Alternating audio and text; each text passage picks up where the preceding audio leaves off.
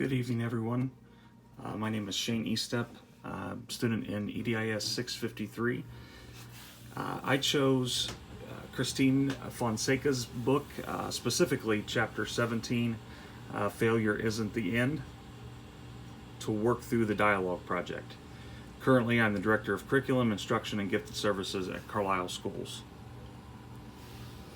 I chose Fonseca's book over Peterson's book because my 13 years in the classroom were spent with 7th and 8th graders in social studies.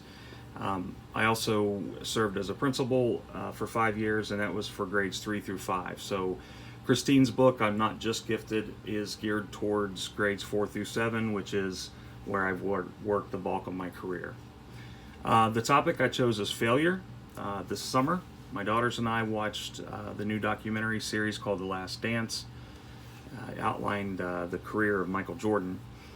The first episode was dedicated to how often and how spectacularly he failed in the beginning of his career. And I have been a Michael Jordan fan my whole life. My daughters know this. Went to card shows, we've watched different games. So they were very familiar with this, and they were very surprised at how much he had failed in the beginning of his career. Once I read the topic choices, it just all seemed to kind of fall into place. So much of what we've studied this summer and much of my independent research, just last month, 2 months ago, I guess, I read Jessica Lahey's The Gift of Failure, and it put it into perspective to me how much we're kind of cheating our kids out because we won't allow them to fail now. So a lot of what we've been studying centers around struggles, failures, and social emotional well-being of identified gifted students. I found this very troubling and how little time, effort, and money is going into creating mandatory counseling and therapy services for these children, so I wanted to expand upon that. The research, the articles that I chose to complete for the assignment, the first one there is research on perfectionism and achievement motivation. This was a very interesting article because it included both gifted and non-gifted students. We know that perfectionism is a common trait with identified gifted students, and it's impossible to attain, so they're automatically setting themselves up for failure.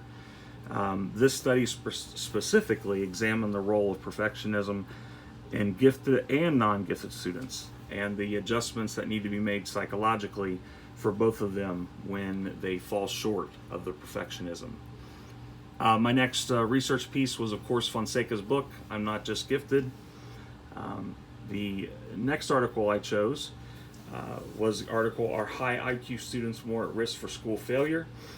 This looked particularly at European students, but they wanted to look at identified gifted students and how at risk they are of school failure, and they compiled data based on representative population samples. They spent a great deal of time assessing motivation for these kids and self-efficacy, and they also found a correlation between high intelligence in grade 6 and consistent academic performance in grade 9. So again, the studies that I worked on looked at the social, emotional, and well-being of these students. The last article that I chose there, re-examining gifted underachievement and dropout through the lens of student engagement. High school dropout is not something that only happens to underachieving or average achieving kids. It also happens to identified gifted students. The article looked at what factors contribute to this, and like anything else, the authors came to the conclusion that we need to look at early interventions and a greater focus on students' social emotional well-being. My plan was I chose 3 participants for the study. They are my 2 daughters, Hannah, who was identified gifted in reading and math, Gabby, who is identified gifted in math and superior cognitive, and my niece Lacey, who was identified gifted in math. We started the lesson by showing a short clip, specifically the last 9 seconds of Game 1 of the 1991 NBA Finals. The Chicago Bulls were down by 1. They're playing in Chicago. They got the home court advantage. Michael Jordan got a wide open shot and he missed. They lost the game. Devastating because it was his first NBA Finals. We then discussed times they had failed, and next we talked about no matter how many people were around when they failed, I can almost guarantee you that it was less people that watched Michael Jordan fail. I distributed the handout, which I'll show you on the next slide, and each girl chose a person to research.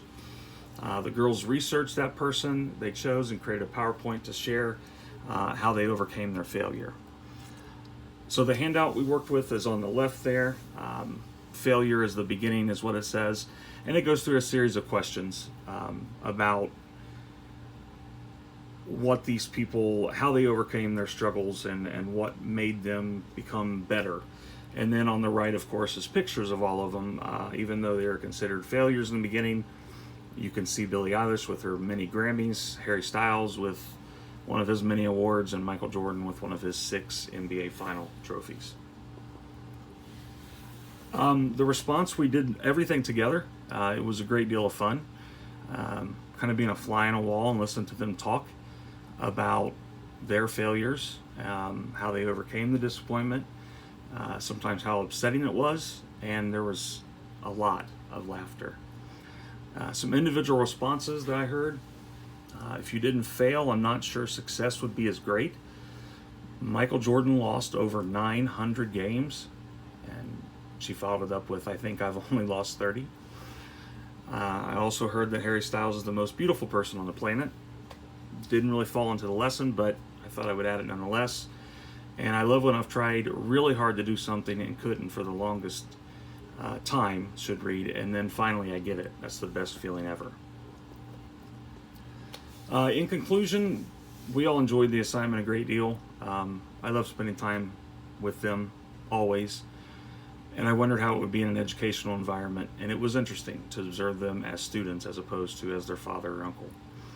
I started the lesson a little frustrated at how they were not as focused as I thought they would be, but once I relaxed and lightened up, we all started to enjoy the assignment a great deal. I think one thing I would do differently is that I would have students spend a little bit more time looking at how their family and friends supported them throughout their struggles. I think that was an important piece, or should be an important piece, moving forward, that I didn't spend as much time on it as I should. Thank you for listening.